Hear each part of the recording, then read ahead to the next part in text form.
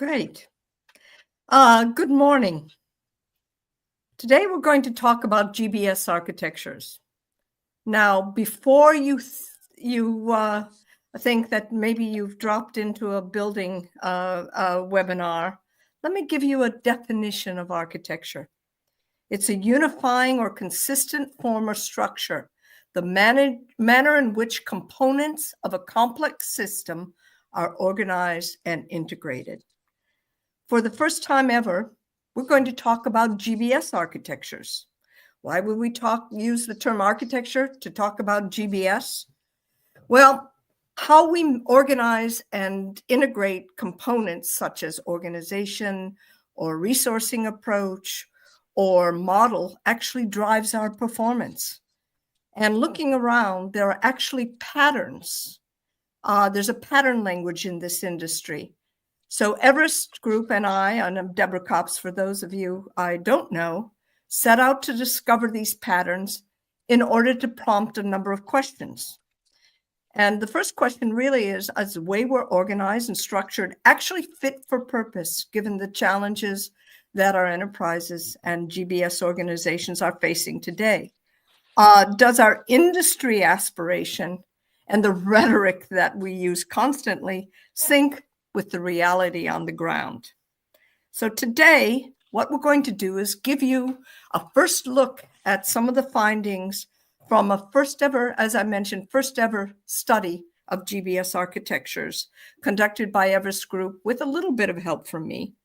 And in order to really get some color around the findings, we have a couple of very willing industry leaders who have agreed to chat, challenge, and respond today. So let me first introduce the gang on the screen. First and foremost, Jessica Shields, who happens to be the VP of Global Business Services for Dexcom. Welcome, Jessica. Thanks for having me. It's great to have you. Pedro Lopez, who has the lofty title of Global Head, Sandoz Competency Centers. Pedro, thanks for joining us today. Thanks for the invitation. And last but not least, the redoubtable Mr. Steve Rutherham, who's the VP of Carrier Business Services. Welcome, Steve. Hey, everybody. Hi. Before we have a very lively debate, I'd like to introduce the principal analyst driving this industry first study, Bharath. Bharath, I know it's been a long slog for those of you who will read the report next month when it's out.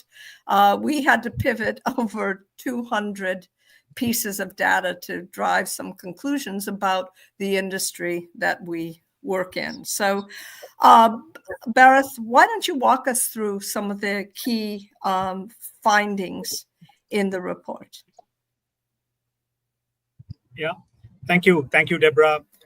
Thank you, Jessica, Pedro, and Steve for joining us today. Got a really interesting topic, and you know, as Deborah said, why did we do this study? Essentially, the industry is keen to understand how organizations are structured, what are the factors that are influencing the operating structures, and especially now, there's so much happening in the market. The role of GBS is elevated. We see greater expectations from enterprises on the role of GBS, and hence, the need for doing this. And how did we go about it? We had interviews with over 50 organizations, GBS leaders from 50 organizations from across industry. If we can move on to the next one.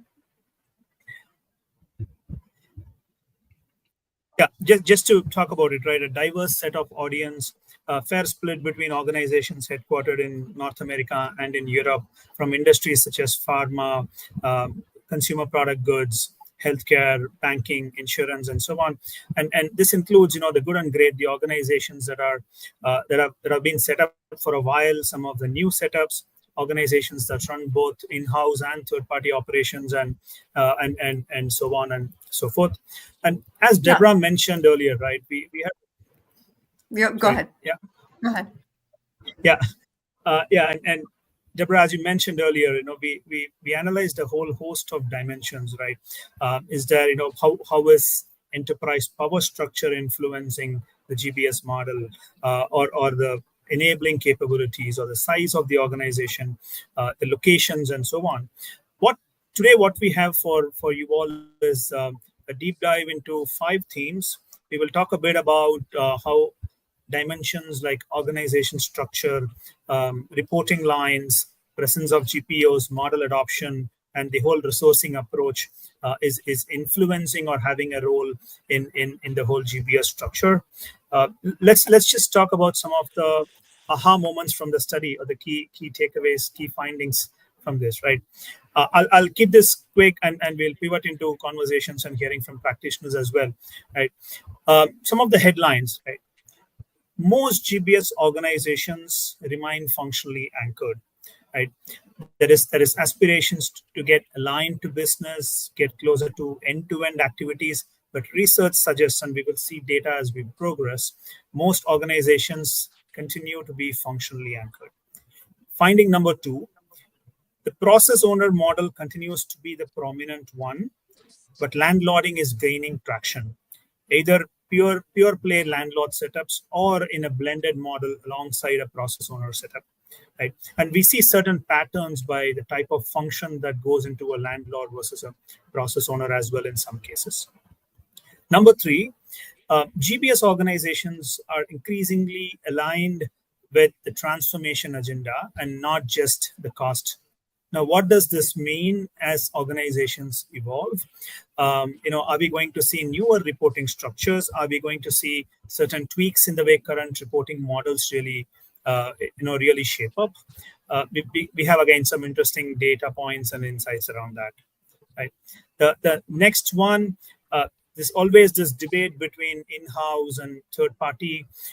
What we've observed through this study, and this is again coming from conversations with 50+ leaders, is there is greater appetite for growing the in-house side of business, but that's not necessarily at the cost of reducing third-party leverage. Hybrid is still name of the game, but we are seeing certain patterns around how the hybrid models are also evolving.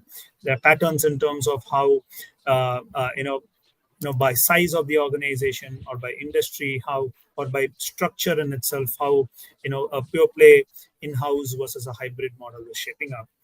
And lastly, right, can't have a conversation on global business services without talking about GPOs these days. We have uncovered from the study that quite a few organizations have GPOs in the GBS, but only about a third of them actually report into them. That's an interesting point to talk about, as the role of GPOs is also getting more and more prominent in the industry. I'll take a quick pause. Deborah, any thoughts from your side?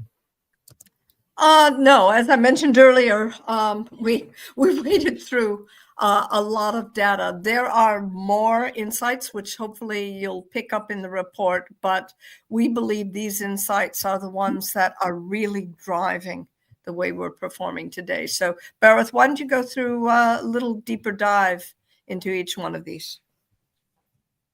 Yeah, let's do that.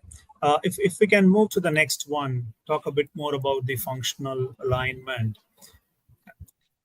So one of the questions that we asked the participants in the study is about, hey, how are teams in the GBS structured? How are they aligned?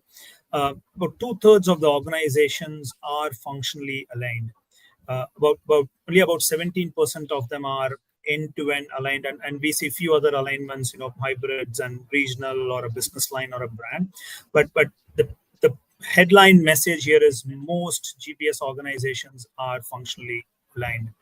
Now, yeah, and one what of does the that questions mean, really? that Bharath, what does that really mean for audience? It means that we have finance shared services, HR shared services. We basically organize to respond to the function. So more on that in a minute. Yeah, absolutely. And one of the points that we often hear is how functions in the GBS or teams in GBS are getting closer to the business, or there is an aspiration to get closer to business. even drive end-to-end capabilities. But the data suggests that currently a bulk of the organizations are still functionally anchored. We'd love to open it up to our panelists here. Pedro, maybe we start with you. No, Any let's thoughts, go through reactions the on? slides, Barrett. Yeah. Let's go through all the slides first. Okay. Okay. All of it. Okay. Yeah. Okay. The next one, we talk about the models, right? Again, the process owner model continues to dominate, but we are seeing landlording gaining traction, right? About half of the GBS that we observe are process owners, but we do see about the other half either pure play landlord or fully landlord, right? And few interesting takeaways. As the number of locations increases, then as the network expands, we see greater landlording. Similarly, right, as the resourcing approach gets more hybrid, we are seeing more interest in landlording. We see some patterns by industries and some patterns by even headquarters of the organizations. But again, the broader headline is landlord is not really dirty word, right? We are seeing more and more organizations take up landlording as a model. Okay. On the next key message is around the reporting model and how that's influencing GBS structures. About 40% of organizations again are reporting into the CFO organization. About a quarter of them into the COO office. But when we spoke to the leaders, one of the interesting points that came up is most of these organizations are reporting into the transformation agenda of these CXOs versus necessarily the cost agenda, right? We are seeing GBS increasingly being viewed as a transformation driver versus a cost savings agenda. Okay. The next one is around the changes in resourcing strategy. As I mentioned earlier, we are seeing increase in sourcing. More than half of the GBS that participated indicated that they are moving more towards an in-house. But as I said, it's not necessarily rebalancing the whole portfolio, but at least growing the in-house team, maybe for certain activities that are more closer to the business or may have sensitive data that gets worked on.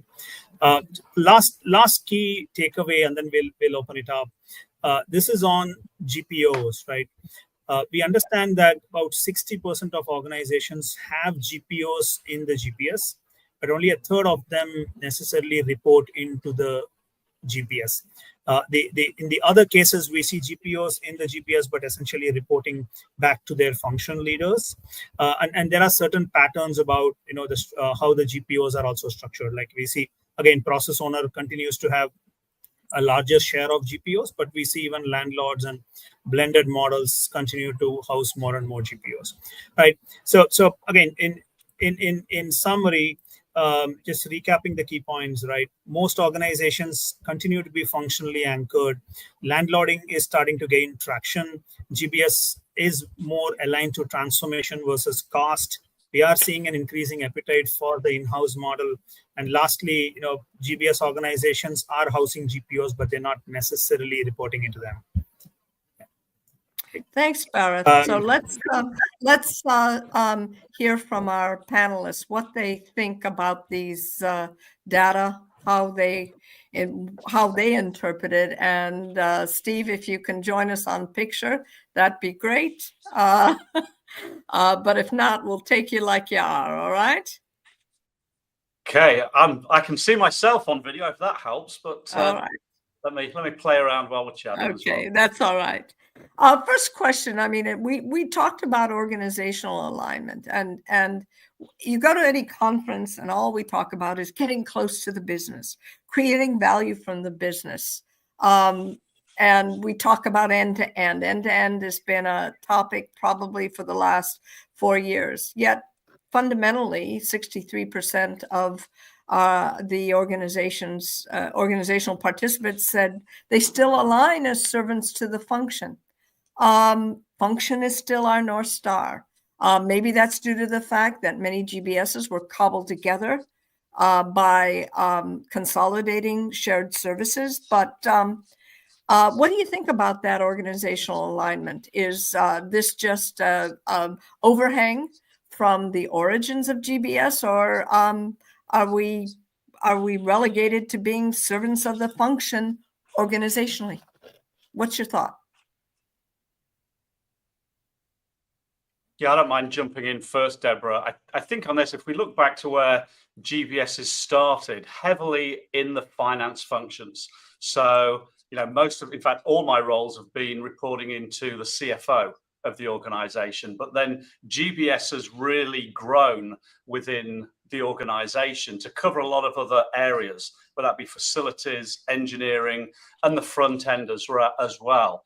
And I think it needs to be a little bit agnostic of where you align in terms of reporting structure, but really where is your contacts, where's your collaboration with? So this comes down to a lot to do with your stakeholder management, I would say, and how can you drive your influence around the organization. But I'm not sure if I'll ever certainly within this company or even with the last, move away from the CFO and within finance. But it's then how we market ourselves and what value can we bring to the organization in order to have that impact elsewhere as well.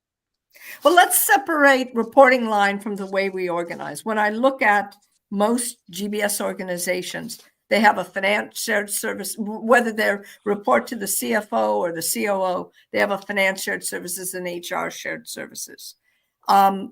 Steve, you made the point that to some extent, it doesn't matter. Pedro, Jessica, does the way we're organized, does it really allow us to achieve our ambition as partner to the business? From my perspective, I think it does. I'm a big believer that the way we're organized will help us to achieve the agenda. And I have a different opinion when it comes to reporting lines, which we can talk about later. But we've moved through a couple of different ways of being organized. And I've seen in the past, in other organizations, historically, if they've been around and they've operated under a GBS model for some time, it has been functionally driven because we're starting with a seed function and then we tend to build out from there. So in those cases, it's been a little bit more driven by the function. Recently, and with Dexcom, we've seen that it's been very different. And that's probably because when we started the journey, we said, well, the GBS is going to serve the business overall, and we want to look multifunctionally at how we run it. So the architecture has been different, and that's allowed us as a leadership team to take a very different view on which services we bring in and how we bring them in. And the GBS is seen as a framework, and the functions have their separate landlorded setup within that overarching set. So, different models for different organizations at different stages in the journey is a really important consideration. Pedro, Yeah. point of view here? I think actually GBS is a very organic organization at the end. In most of the cases, as Jessica also highlighted, you start from a seed organization, typically finance in many cases, and there you have the starting point. I mean, you are driven by the function already when you do that. Now, if you want to change that, it would maybe prevent you from higher adoption of the GBS model. So I think we all, at least I feel, we go with that flow of let's the function continue growing and make that GBS organization relevant and impactful. Now, once you are there, does it make change to change it? Maybe not, because now at that point, what you want to do is to really let's get that service properly running, look for simplification, look for automation, look for new ways of doing the work, but you are already in a functional setup. So now changing gears for something absolutely different may not be actually the best approach, in my view. And that's why at the end, I don't think the function orientation, it's a problem, rather a strength that allows you to strengthen your activities, strengthen your services, and then you will find the commonalities. At a certain point in time, you will find where you need to connect the dots and start thinking end to end, but from those building blocks, which are already very solid. So the three of you really don't think that this is how we organize gets in the way of the value that we want to deliver, end-to-end service experience and getting closer to the business. You just don't see this as a challenge. Maybe there is more Yeah. value to be tapped into, but the thing is that if you build pragmatically and you build with the art of what is possible, then actually it's not a problem. So it's fair to say the three of you are pragmatists? Mm-hmm. I don't think there's many other ways to be without driving yourself a little bit insane in this industry. Because we do see, I think 16% of our respondents said they manage end to end, and we do see organizations trying to break up the functional stranglehold on the way they're organized. Do you see challenges in doing that? Yeah, I think there's definitely challenges, but you've got to show that value and make people feel it. And then, you know, it's been baby steps with, you know, GBSs that I've ran. You can't just go in and say, I will do all of this for you, regardless of whether it's, you know, within your function, landlording, whatever it is. You've got to show the value and then get that confidence up and go. So, you know, I always go back to that stakeholder management. How do you drive that to get them on board? Okay. Yeah. And by the way, just a little bit of a factoid, North American companies are more likely to align functionally than European companies. Anything you read into that? What about Europeans running GBS in North America? Was there anything on that? Well, that's a whole nother topic. That's a whole nother topic, which we can hit at another time. Let's pivot to landlording. I mean, for years, as Bharat mentioned, landlording was a dirty word, and I've spoken to leaders who have said landlord models you can't transform.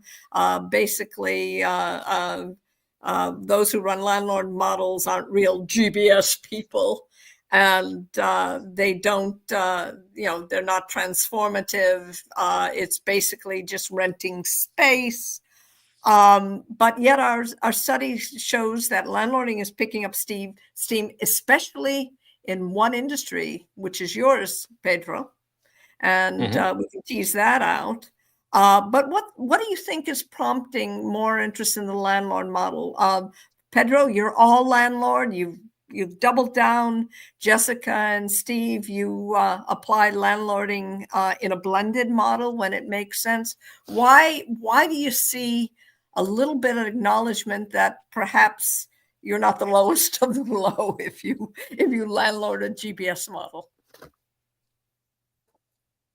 Yeah, I think go, Jessica. Go first. No, it's good. Okay, I think we've started with so many different functions. So if you're trying to be a subject matter expert across all these different functions, and you've got 7, 8, 9, 10, and ours grew up to 14 different areas, you can't. It's very difficult to do that. So we had to take a really different perspective and say, well, the functions are the experts in this area. Let them manage the functional expertise, and we're going to bring to the table the experience on how to run as a GBS. We leveraged influence versus ownership. It was a little bit more difficult in terms of the operating model, but it allowed us to grow much faster and gain that capacity, as Steve and Pedro have also mentioned, to be able to step in at different stages as the functions matured and bring different types of services. We use GBS as a service on the transformation side, on the business intelligence side, into that function.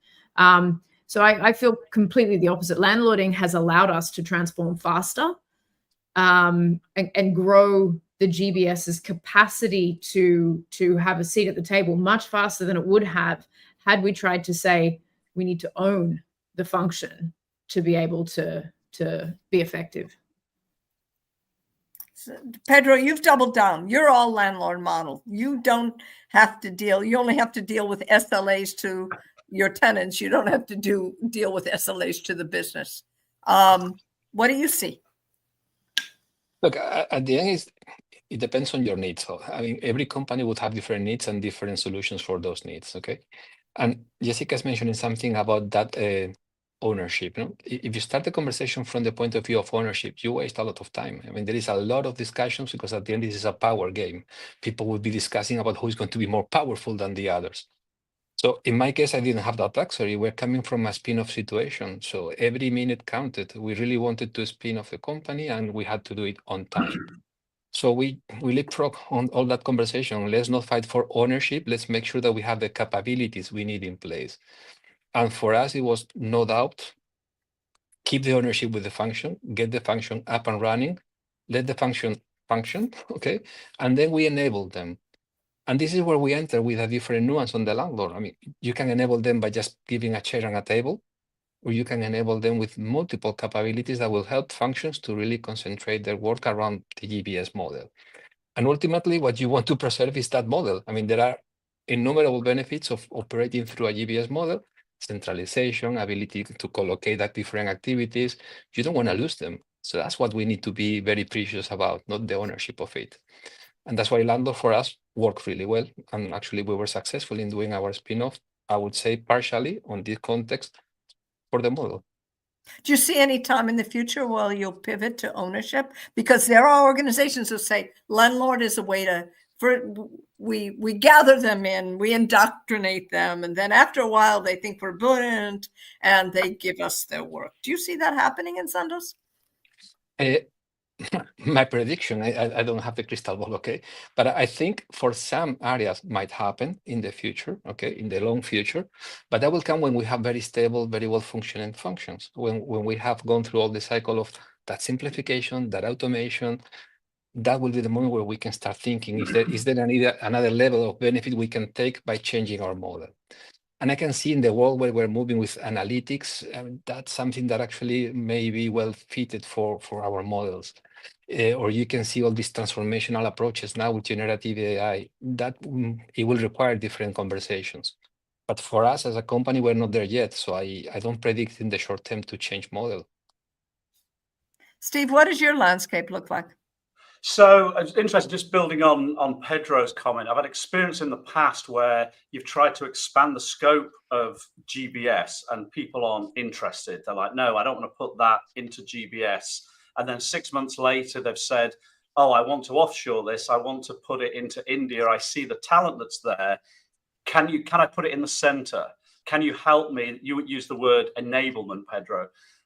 Can you help me enable not only with the seats, the PCs, that type of thing, but then the process improvements that we've been running, they see the value there. So, we're able to add to it that way. So if you take kind of the reporting lines out of it and you talk about the enablement, you talk about the community that's there, then it starts to thrive. And I'm certainly seeing that, currently we're seeing a lot more of the finance functions looking for where can I put COEs, where can I centralize them, that type of thing, and using CBS centers that we've got versus putting them into my structure. So in other words, you see yourself as a steward to the enterprise, helping them globalize their work, whether you do it for them, you do it to them, or you do it with them. Yeah, absolutely. Yeah, they don't need to have that reporting line in. We just need to provide kind of that structure for them to thrive in. Absolutely. Do you see a progression over time, or is a blended model an end state for you? I don't know whether we've set an end state. I think it's working now. We'll continue with that. And I don't think there's a kind of like a North Star of thou shalt be blended or thou shalt all report into to GBS. So we're kind of in the midst of the journey at the moment, and we're learning as we go along. Jessica, yeah, go ahead.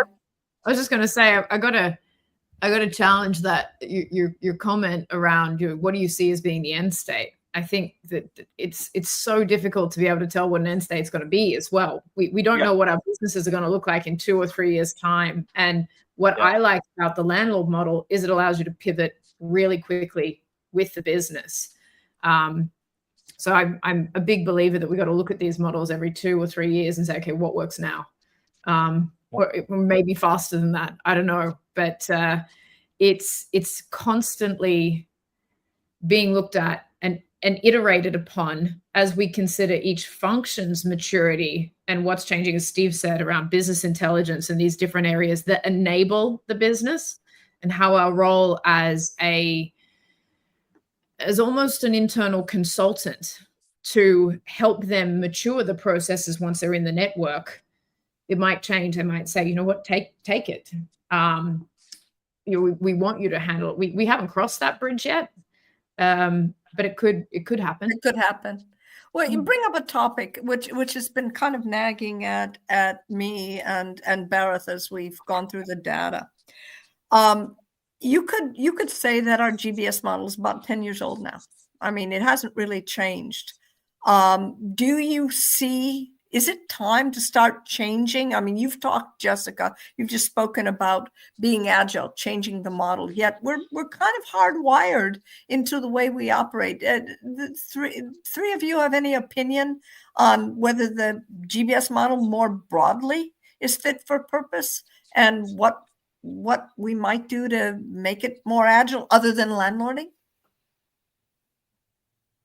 I think it has to evolve, actually. And for now, I see that point of evolution in the landlording.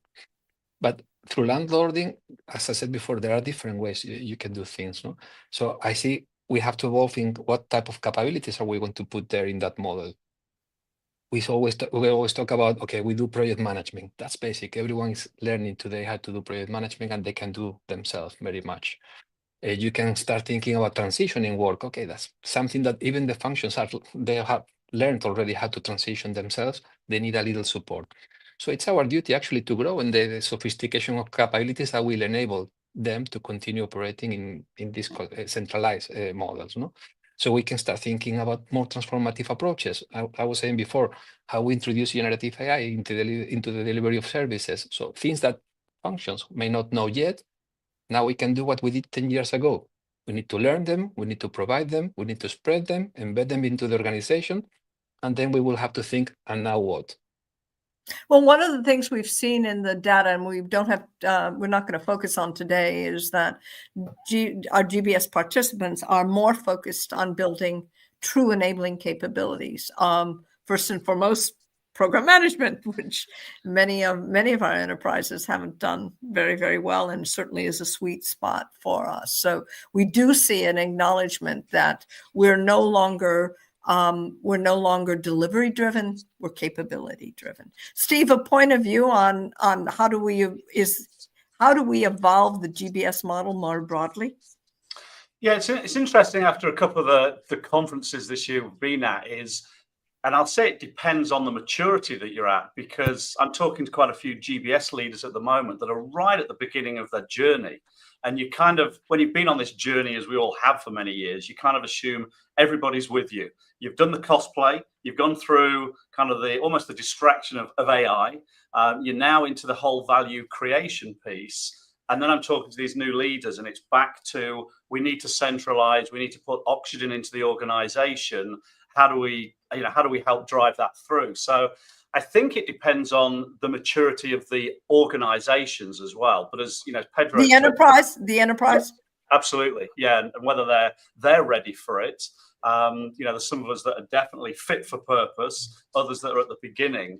But I think focusing on this enablement, this how do we bring the value, and certainly we've been doing it not only with the PMO, and we've spoke before, Deborah, about GBS that has the internal consultants that's there as well. So we'll build on the process improvement, your Six Sigma resources. Do we have like the internal consultants that can go and SWAT team in various places and help the enterprise, much better that way? And that's actually, Steve, to that point, we've seen some of that start to take off a bit now. And exactly as you say, the GBS's identity as back office or just even competence center is changing to being almost like that internal consultant who's looking at the processes in a different way, having some of the execution activities performed gives you an initial entry point to do that. Yep. We're finding even now we're getting asked to do it on work which isn't in the GBS, and I think that's the real shift in GBS as an operating model. In my opinion, it's almost the standard now at a certain size. Yep. that a company needs to look at in terms of how their organization is designed. anyone who isn't looking at it, who has over 500 people in one form or another, probably has higher cost structures than they need to be having. Yeah. All right. So we basically, we all agree that maybe landlording is part of the evolution of the model at this point in time. Let's pivot back. Steve, you're always advanced. You jumped the gun a little bit on reporting. The report, the study confirms the reporting line to CFO. And if you look back 15 years, I mean, we were creatures of the CFO. And many of us were what I would call finance functions with a bit of a smell around us, a little bit of procurement, perhaps payroll, depending on how you defined it. But one of the things we see today is there's more variation. And as I mentioned, that variation seems to be European as opposed to American. One of the things we've teased out in this report is there is an Atlantic divide. Europeans are more likely to landlord. Europeans are more likely not to report to the CFO. Europeans are a little bit more adventurous, if you could say that, in terms of their organizational, their alignment. So maybe we have the opportunity to learn from our European colleagues, North American colleagues. But let's talk about the reporting line. Surprisingly, we've seen over the last couple of years the advent of the role CTRANSO, Chief Transformation Officer. And in its purest sense, when it's done right, GBS is not a cost cutter, it's a transformer. So why don't we see more alignment, in your opinions, with a Chief Transformation Officer? Is it possible that they just don't last very long? And no one wants to align us with folks who are going to be out the door in 2 years. And I have done some research on that. ChatGPT, as you all know, is a marvelous invention. But I guess the question is, why aren't we part of a broader transformation agenda? And when we do shift reporting lines, how does GBS agenda change? So let's unpack this first. Why not CTRANSO? Why aren't we clubbed together with the CTRANSO more often than we are? I think we are in any case. Okay, now pure reporting line structure. I'm landlord, I'm European, so landlord, but actually reporting into the CFO. Now, that provides financial oversight. We cannot forget that GBS models, they do have a lot of financials behind that. So whether we like it or not, cost matters. And that's something that, of course, is very well aligned to the CFO. You provide operational flexibility, actually, to the organization, but strong financial oversight. Now, why do I say that one way or the other we report into transformation? Any transformation of the company will involve the GBS model. It doesn't matter if you report to them or not. You are an element, you are a tool for them. Now, what do I think will happen? And you were asking before about evolutions. I really think that we will evolve into a more reporting into CIO, CTO. And why I say that? The way things are changing is very clear. We have a lot more constraints in data protection, how you move data around the world. You have a lot more constraints about locations in which you can operate and how those locations can connect with each other. The world is actually becoming a lot more complex and sophisticated in technologies that you need to introduce in your services in able to operate. So all those things and a few others, they are actually in the CIO agenda, in the CTO agenda. So the next stage of evolution will be how do you strengthen the ability to introduce all of that into your GBS? So you will see, I think that's my crystal ball. You will see more of GBS organizations moving into the CIO for that reason. To reshape, yeah, in fact, to I'm change. seeing that right now. I am seeing that particularly in North America, where, and if you look at GBS's at their outset, many of them did report to the CIO.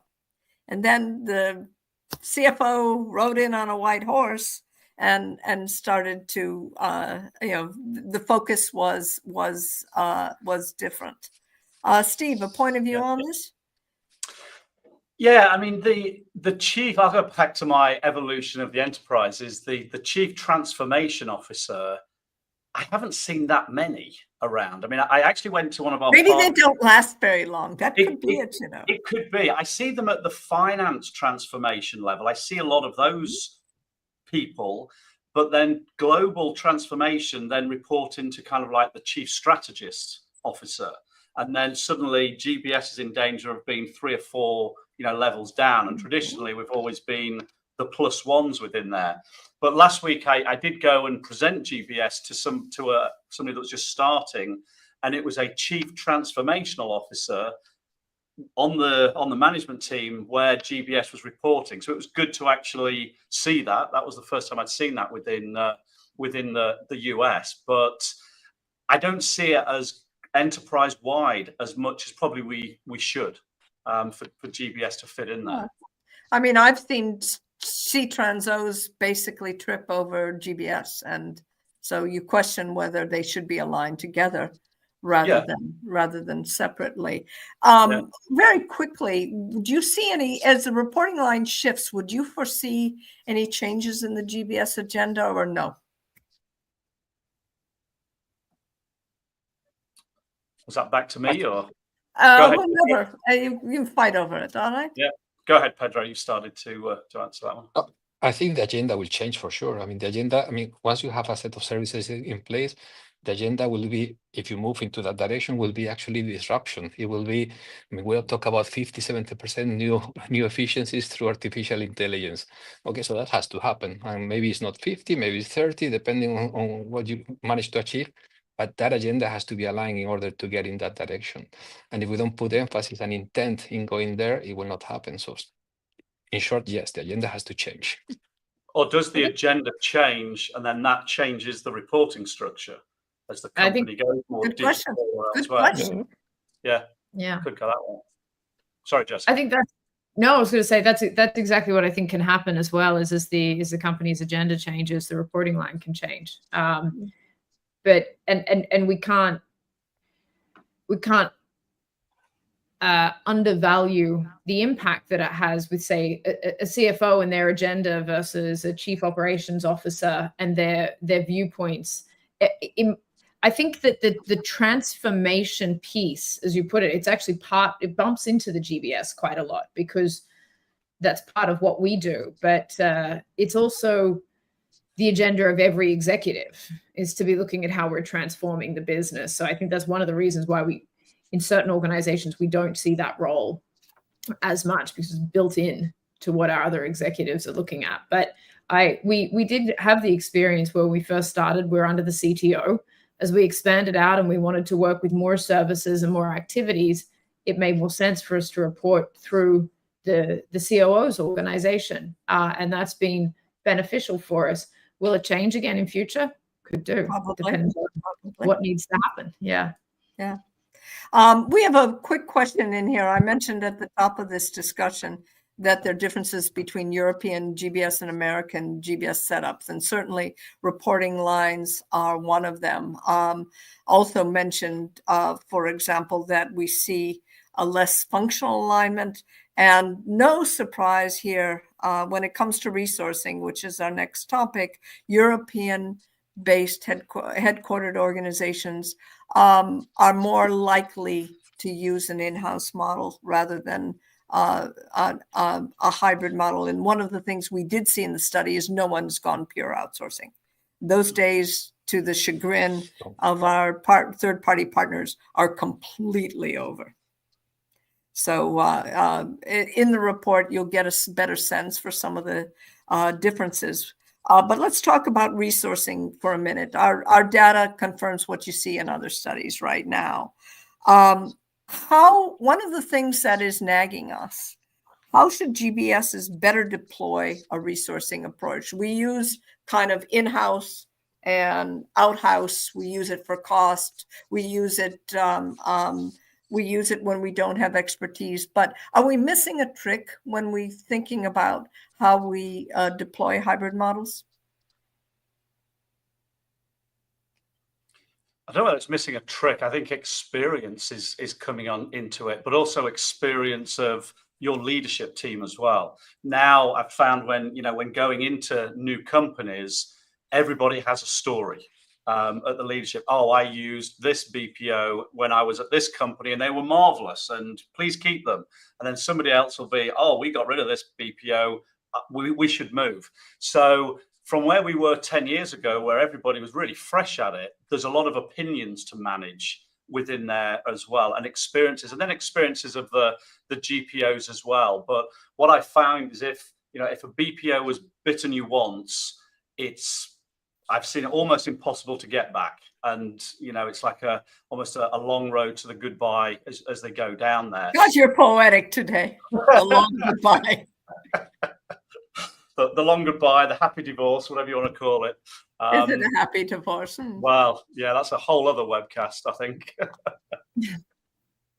Any comments, Pedro or Jessica? On, are we using BPOs properly? I mean, we do understand that the hybrid model gives us some flexibility, but are we doing the right thing?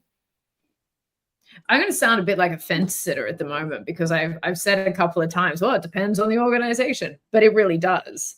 Where do you have your strengths and weaknesses? Is there more value for you to use a BPO? That's what you've got to consider, and it's going to keep changing. And that strategy, I think, should be owned by the GBS, because it gives more flexibility in terms of finding partnerships and things.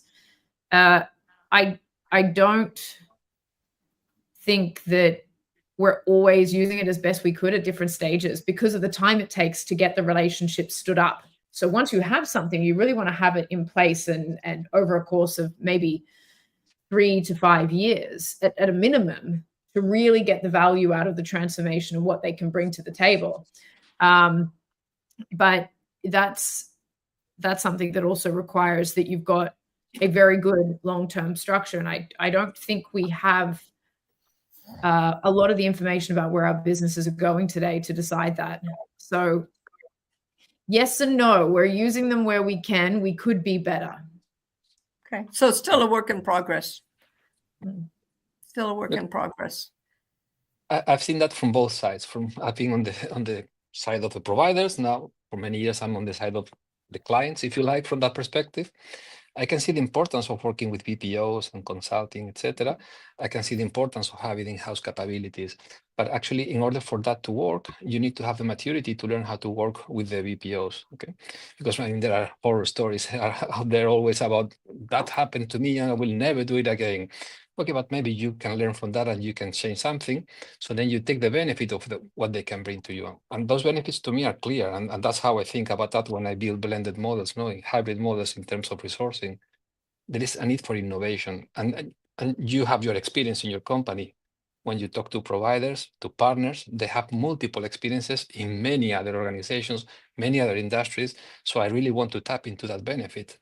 Then there is the ability to go fast. I mean, you have your limitations in ramping up your organization. You've been reading their propaganda, Pedro. You've been reading But this is what you apply in certain areas, not for everything. And I believe the strength is having both, and choose where. And choose well. All right. And last Deborah, question. Go ahead, Steve. Just one quick housekeeping point, right? For all the listeners, we've got a complimentary offer, summary of the key findings that we are discussing today. Do check out the link on the comment box and request for a copy of that. Sorry, I thought I'll just bring that in. Deborah, back to you on the last theme. Yeah, last question is GPOs, which is the gift that keeps on giving. We can't have a conference without talking about GPOs and Gen AI, by the way, and this report did not look at Gen AI. What's surprising to us in the study is while 60% of enterprises that our participants are part of, only 1/3, 60% have GPOs, but only 1/3 report into the GBS. What's prompting that, and what do you make of that? You would think that if we're process folks, we would have GPOs reporting into us. What's going on? I think it depends if you want a enterprise-wide transformation going on. Excuse me. The last company that I worked with, we had a global process model where there were GPOs outside of GBS, I had the usual end-to-end of order to cash and source to pay with data management, etc. But where there was engineering, the selling cycle, commercial, all those type of thing, they were never going to come into GBS as a GPO. But what we had was this global process model that reported up through or governance rather, by the CFO. So you've got to have somebody on that senior leadership board that can run it. So that actually worked really well. And every month we'd meet as a GPO team or a community and talk about, what we were chasing after. But I think you need that sponsorship and leadership for it to work. Otherwise, you've got a very fragmented process. Interesting insight that maybe they belong outside of GBS. Jessica, Pedro, any view on this? I think for us, we've got some sitting in the GBS, the competence and the capabilities there. But again, it's the GPOs are working so closely on the functional agenda. So connecting it end to end and creating the value across the business. We've got some work to do. I think that's what GP. It's a bit late here. GPOs can do in terms of creating value, but I'm indifferent on the reporting line. I don't think it needs to report into the GBS if the talent needs to sit wherever it sits. I think we find it in the GBS because we have a lot of people with a process engineering background who understand what's required to transform the business, and then they report where the business needs them to. Any other comment on GPOs out of GBS, which was surprising to us? I think they need a level of independence, Deborah. At the end, as a GPO, you have a difficult work to do, actually. And for me, I'm a person that doesn't care too much about reporting lines. But in this case, actually, the reporting line can be a constraint to how much they can perform on their needs. And that's why I'm a bit inclined to have them actually with the functions, because they think more in abstract, more about the need and less about how you get there. We can help in getting there, but I need them to think with freedom of what's really needed. With freedom. Good point. Before we close up the GPO discussion, any other comments about GPOs that you'd care to share with our audience today? I think it's making sure as well that they feel empowered across the organization. I mentioned source to pay earlier, is making sure that they do have the support of the chief procurement officer, for example, if they're going to go all the way into the source to contract piece as well. So although, I know a lot of my peers that drive the GPOs within their business, and successfully, that success comes from their scope, their ownership, their ability with the stakeholders, again, just to go back to a very early point, and making sure they do feel empowered and they can make a difference upstream, because obviously GBS generally catches everything that flows downstream. Great. Well, let me kind of sum up some of the things that you've said today.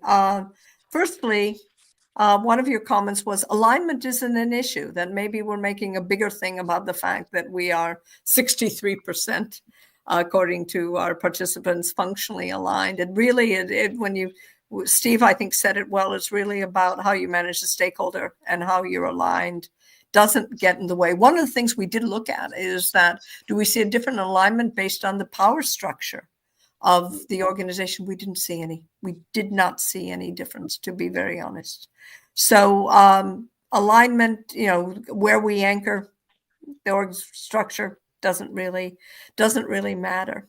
I think the other thing that I heard you say today is that growth is driving the use of landlord and blended models. That influence, I think, Jessica, you made the comment, influence rather than ownership is really driving. And that really forces GBS organizations to develop stronger influence. And maybe we need to look at how we form relationships with the business to push our growth agenda. But Pedro, you said wasting time with ownership is based. We waste time when we debate about the ownership.